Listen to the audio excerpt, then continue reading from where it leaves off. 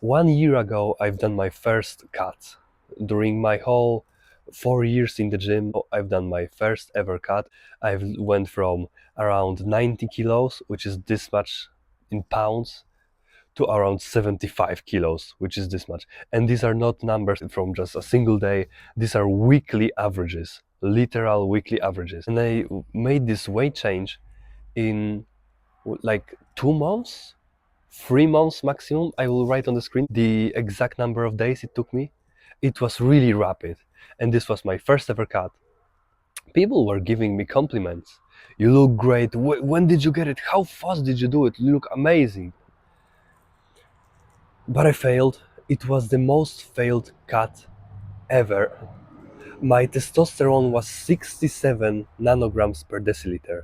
Woman who was handing me out these papers said that is there something wrong if I had talked to a doctor. My testosterone was ass.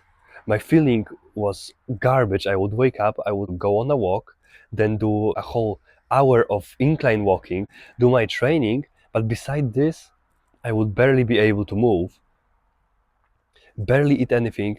And the best of all, after my peak during this cut, I went to vacations, summer holidays, to a different country, to a hotel with my family that had all-inclusive breakfast.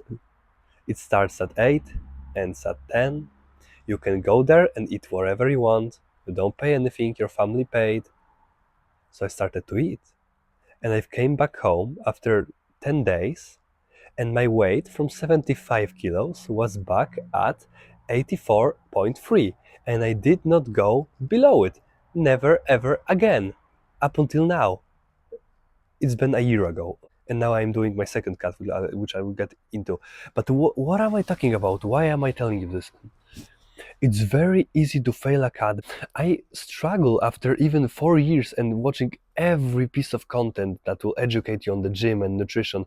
I still struggle to understand the sense of it. You are cutting weight because you are eating less calories than your body needs. So then your body is designed to rebound from it, right? I went really extreme. I was burning a lot of calories and eating very little. So my rebound then was really high. I was eating, bro, I was going there at as early as possible, eating as much as possible, and then doing rests and eating even more. When I would leave the breakfast, the area when you would eat, my belly would be so bloated. I would look like I am 3 months pregnant. I'm not joking. I would struggle to walk. It was like a mental illness, but that's what happens when you deprive yourself of food. It was such an extreme point, like I did. So now, can you do a cut that you want to rebound from? This is what I am trying to figure out now, because I am on a cut again. I've started now from 87 kilos, around 87, and now I am on around 82, 83. And I've done it really quickly because I've switched my diet to carnivore. I only eat eggs, butter, and pork, and nothing else. And just drink water and salt, all of this.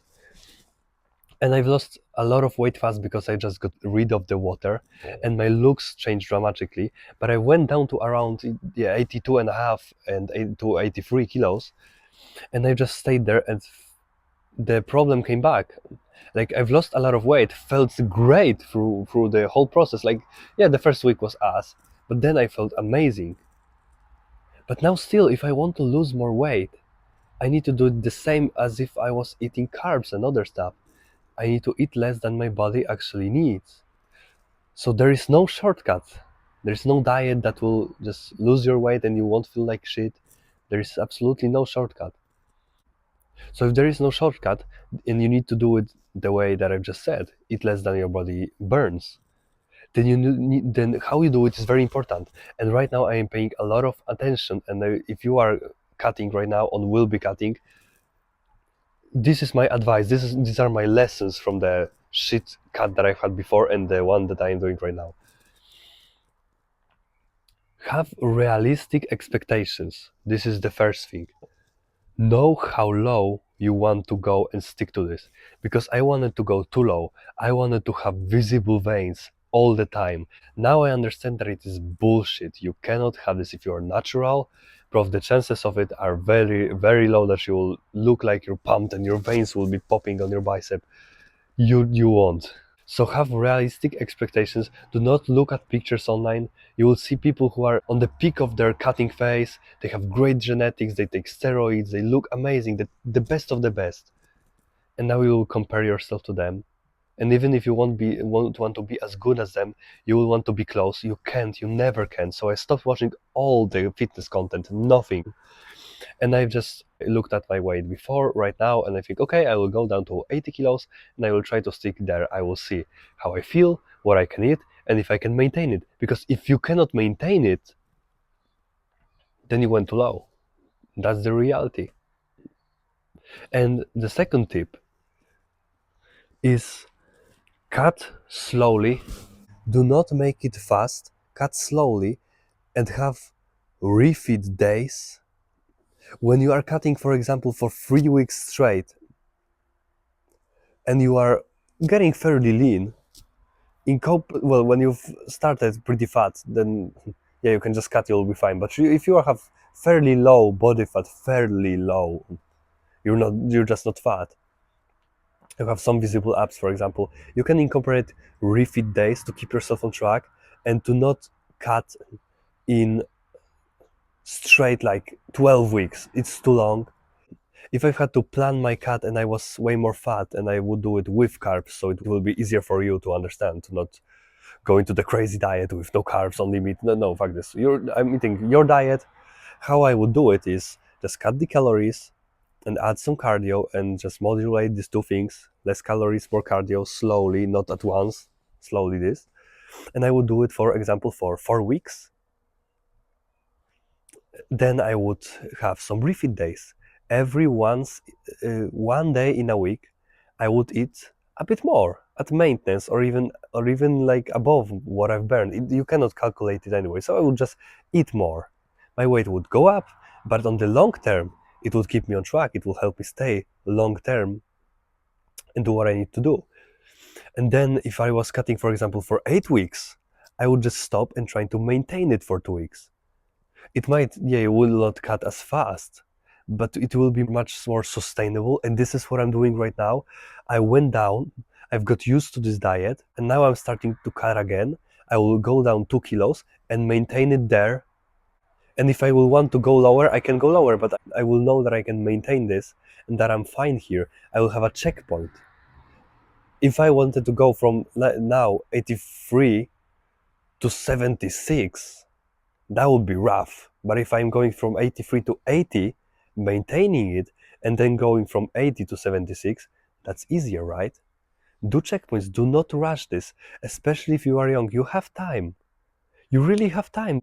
These things come fast. The results really come fast. If you are really trying hard and you don't have shit genetics, you really have good information. Every day you are trying genuinely with all of your might, you will be fine.